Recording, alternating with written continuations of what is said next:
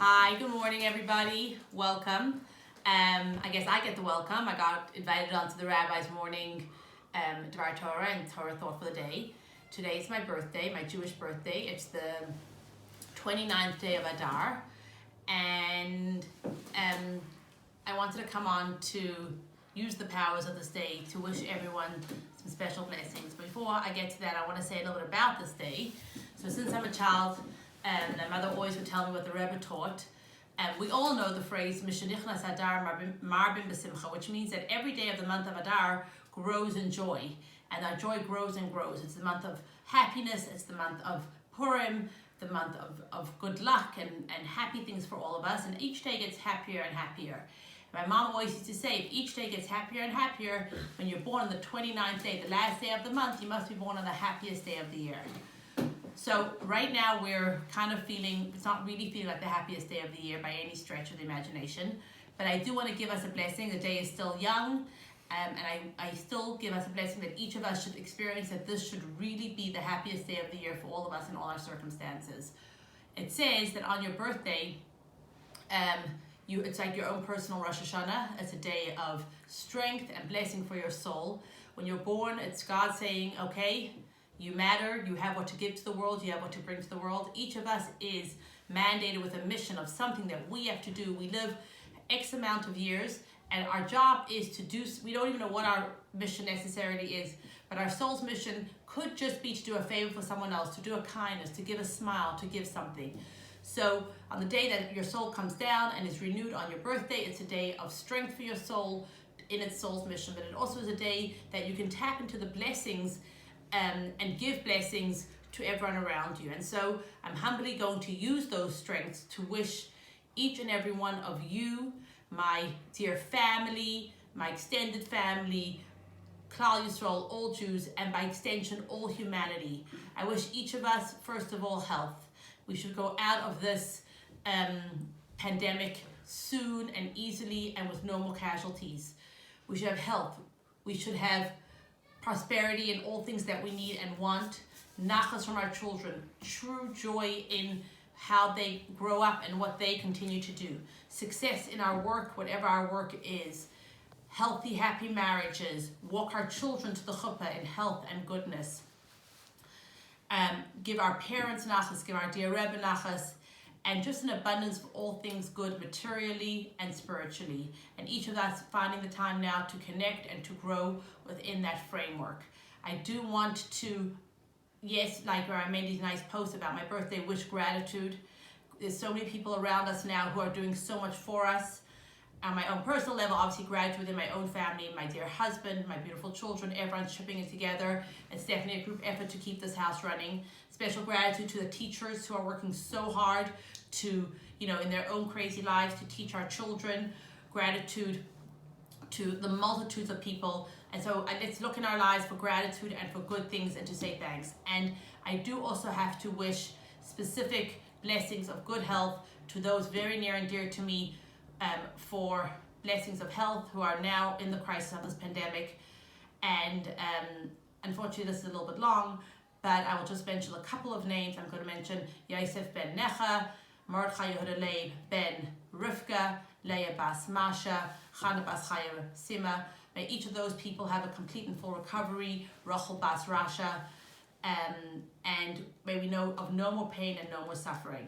So on my birthday, it's already a great day. I'm with my family and we're celebrating each moment that we're together. Life's a celebration, and that's what we're doing. We're having life. So here's from the birthday girl checking out and giving over to the rabbi to share with you a Devar Torah for the day. Wow, was that 3 minutes? I think it's the longest I've been quiet for in a long time while Granny spoke, especially on Facebook Live. A wise man once told me never try to speak after your wife. But I guess today I didn't have a choice. She's the birthday girl. And as we always say, behind every successful man is a surprised mother-in-law. So in any case, now on to a thought of the week. I know Mitch was telling me earlier, he says, Rabbi, it's funny. Usually you give it to our Torah. There's a joke. What happened to the jokes? You're all serious. And I said, listen, I have no reaction. I want to laugh at what I say, to know if what I'm saying is funny or not, etc., etc. But on to a thought of the day. So a birthday is a time for reflection. And the truth is that there's a lot to reflect on. Actually, this is the first time that I've spent more of Gurney's birthdays with her than the ones that she had before she met me. And when you talk about times of reflection and challenges, you know, you think about all the things that happen in life. It reminds me of our first date. You know, we just celebrated our anniversary last week, and on our first date, I was studying in New York, and Gurney was teaching in Connecticut. She was teaching preschool kids. And I remember that I was gonna go pick her up for our first date, and I took my older brother Isaac's car, and it was a new nice Park Avenue, and I get into the car, and I got dressed well, and I'm gonna meet this girl that I heard so much about. And I get into the car, and I come onto the Jackie Robinson. Back then it was the Interborough. And as I'm getting on, I get a flat tire. And you know, as they say, never try to ask a Jew to change his tire. It's not something we're good at, especially me. I have two left hands. Here I am in my suit, ready for a date. So of course, the first thing I had to call AAA and make sure someone could change our tire. It wasn't the day when you just had cell phones running around.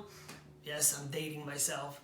And then we came, and I picked up Bruni, and we went to the bar, the lobby of a hotel. And in fact, it was 2000.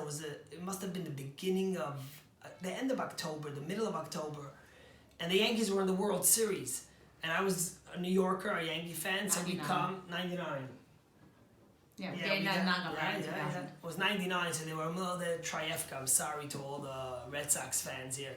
So we sat down. I made sure to sit right opposite the big screen while Gurney was facing me, and she's wondering why I'm laughing the whole time, and I'm so happy. The Yankees were doing great. In any case, the story continued. After the date, I get to the car to take her back, and I left the light on, and the car wouldn't start.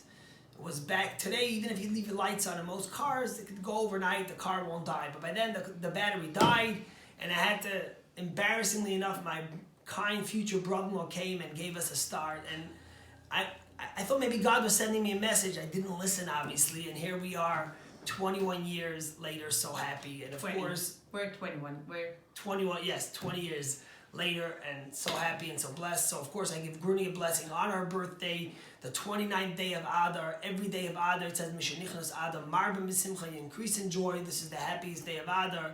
Of course, for our family, it's a super happy day. But tomorrow is Rosh Chodesh. I told you last week the first mitzvah God gave the Jewish people was a Chodesh HaZelachem, to count the months. But we all know, we're Americans, we don't use the Gregorian calendar, we use the Hebrew calendar. We don't use the solar year, but the lunar year. In fact, there's three types of calendars. There's the solar calendar, like we have in America, the Gregorian calendar. There's the Hebrew calendar.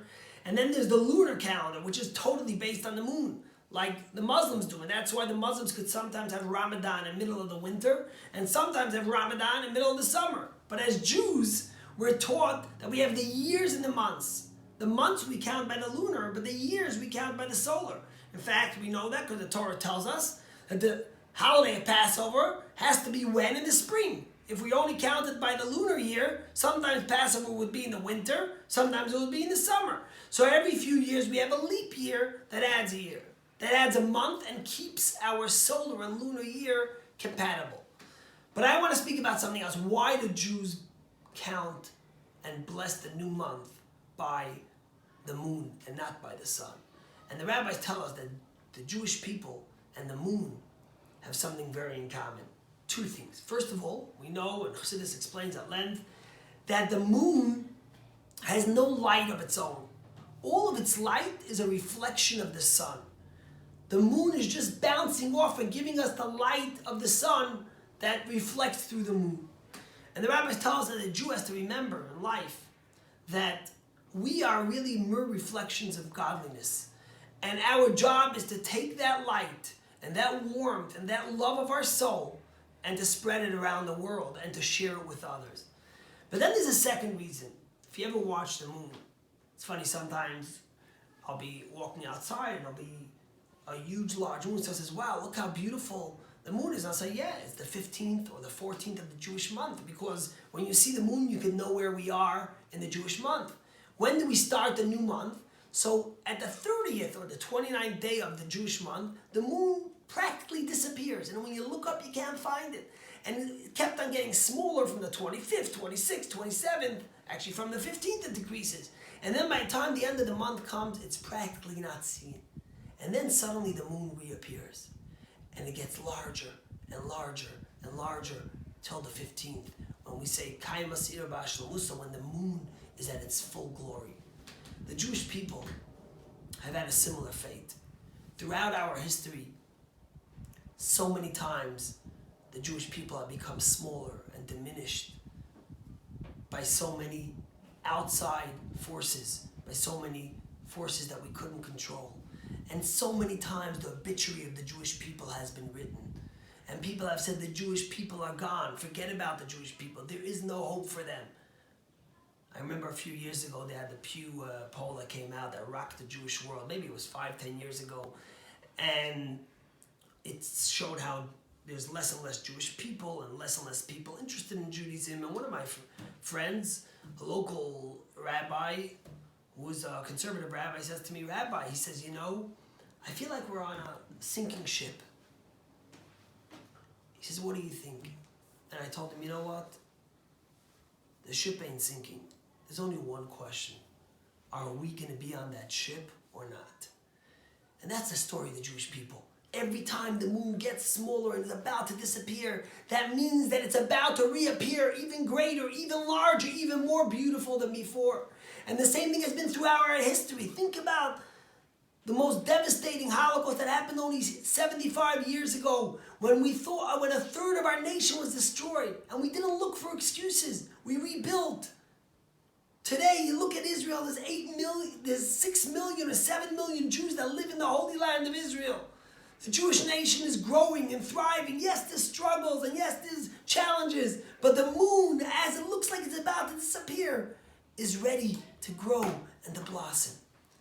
I say this for Torah because we're coming into the month of Nisan, the month of miracles, which starts tonight. It's Rosh Chodesh. And so many people are worried. You open up the news, you look at the headlines, and it's doom and gloom. It's going to be terrible. Coronavirus is here, and people are dying, and people are hurt, and it is sad, it is bad. But then there's the remembering that as the moon looks like it's about to disappear, it's about to reappear, and we will overcome this. And that's the message of Rosh Chodesh, and that's the message of the Jewish people celebrating Rosh Chodesh from the moon, blessing the moon, and watching the moon. May Hashem bless us that our moon should get larger and our people should get larger and there should be healing and health and happiness. And we should have strength and faith in knowing that it will get better. Have a great day.